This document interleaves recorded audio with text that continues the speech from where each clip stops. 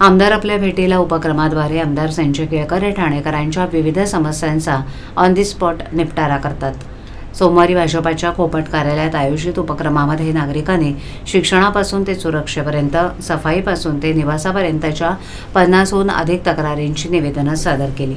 यावेळेला सोबत कोकण पदवीधर मतदारसंघाचे आमदार निरंजन डावखरे हे देखील उपस्थित होते। ठाण्याचे आमदार संजय केळकर हे दर सोमवारी आणि शुक्रवारी नागरिकांच्या समस्या निवारण करण्यासाठी भाजपाच्या खोपट कार्यालयात उपस्थित असतात। आमदार केळकर यांनी नागरिकांच्या समस्या ऐकून घेतल्या। यावेळेला माजी नगरसेवक सुनेश जोशी, परिवहन सदस्य विकास पाटील, भाजपा सरचिटणीस सचिन पाटील, भाजयुमो अध्यक्ष सूरज दळवी, विलास साठे, दीपक जाधव, महेश कदम, राजेश काळे यावेळेला उपस्थित होते।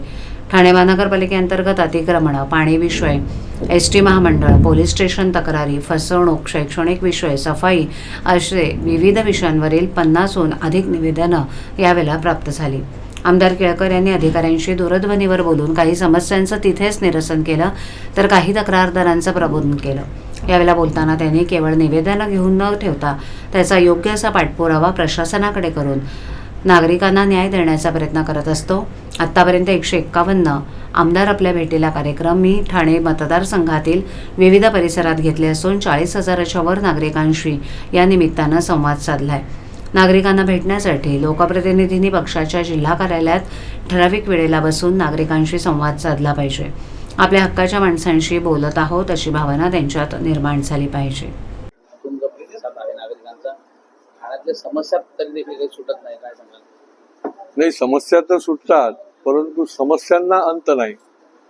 परंतु मला आनंद आहे की लोक हक्काने, प्रेमाने, विश्वासाने या ठिकाणी येतात आणि कुठल्याही निरनिराळ्या, अगदी एसटी पासून ते शिक्षणापर्यंत आणि पाण्यापासून ते फसवणुकीपर्यंत, वैयक्तिक आणि सामूहिक असे निरनिराळे विषय लोक घेऊन येतात। त्याचा पाठपुरावा करणं हे आमचं काम आहे। नुसतं त्यांचं निवेदन घेऊन काही काम होणार नाही। ऑन दी स्पॉट संबंधितांशी बोलणं, त्याचं एक टाइम टेबल बनवणं, त्याचा फॉलोअप ठेवणं, याच्यातूनच त्यांना रिझल्ट मिळू शकतो आणि ते काम देखील आम्ही करण्याचा प्रयत्न करतोय। मला आनंद आहे की लोक हक्काने येतात आणि आम्ही निश्चितपणे त्यांच्या समस्यांना सामोरे जाऊन त्या समस्या सोडवण्याचा प्रयत्न करत असतो। जनता दरबार, जनसंवाद या